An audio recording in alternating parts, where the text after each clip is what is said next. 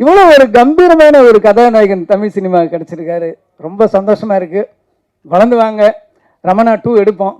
திருப்பியும் வந்து நம்ம கேப்டனை வந்து நம்ம காட்டுவோம். இந்த படம் ரொம்ப அற்புதமா இருக்கு. யானை யானை வச்சு பண்ணியிருக்காரு. யானையும் ஒரு சிங்கம் நடித்த மாதிரி தான் இருந்துச்சு எனக்கு பார்க்கும்போது. கள்ளழகர்லையும் கேப்டன் அவர்கள் வந்து யானையோட நடித்தார். அப்போ ஒரு இன்டர்வியூக்குள்ள நான் படித்த ஞாபகம் இருக்குது. நான் வந்து யானை வந்து அப்படியே ஒரு குழந்தை மாதிரி பிஹேவ் பண்ணுது, நானே ஒரு யானை வாங்கலான்னு இருக்கேன் அப்படின்னு ஏதோ ஒரு இன்டர்வியூவில் அவர் சொன்னது மாதிரி நான் படித்த ஞாபகம் இருக்குது. அவ்வளோ ஒரு அற்புதமானவர். இன்னும் சொல்லப்போனால் ரொம்ப கடினமான உழைப்பாளி.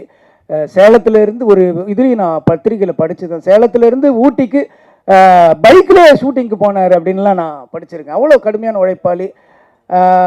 உழவன் மகன் படத்தில் வந்து ஏவிஎம் ஸ்டுடியோவில் 2 ஃப்ளோரில் வந்து ஒரு ஃப்ளோரில் வந்து ஃபைட் எடுத்துகிட்டு இருக்காங்க. ரிலீஸ் ஃபிக்ஸ் பண்ணியாச்சு. ஒரு ஃப்ளோரில் வந்து ஃபைட் எடுத்துகிட்டு இருக்காங்க.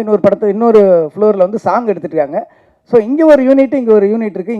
இங்கே ஃபைட் பண்ணுறாரு, அங்கே போய் சாங் நடிச்சிட்டு வர்றாரு. 2 பேர் மாற்றி ஒரு 4-5 டேஸ் கூட நடித்தவங்க. ராதா இவங்க எல்லாமே மயங்கி விழுந்துட்டாங்களாம். அப்போவும் ஹார்ட் ஒர்க் பண்ண ஒரு அற்புதமான ஒரு ஸோ கேப்டன் வந்து எல்லாத்துலேயுமே ஒரு 100 மார்க் வாங்கினவர். உழைப்புலையும் சரி. நீங்கள் வந்து கேப்டன் வந்து வீட்டில் பார்த்துருப்பீங்க, நாங்கள் பக்கத்தில் செட்லேயே பார்த்துருக்கோம். அவர் அளவுக்கு நீங்களும் கடினமாக உழைக்கணும். அதே அளவுக்கு புகழ் கொடுக்கறதுக்கு தமிழ் மக்களும் ரெடியாக இருக்காங்க.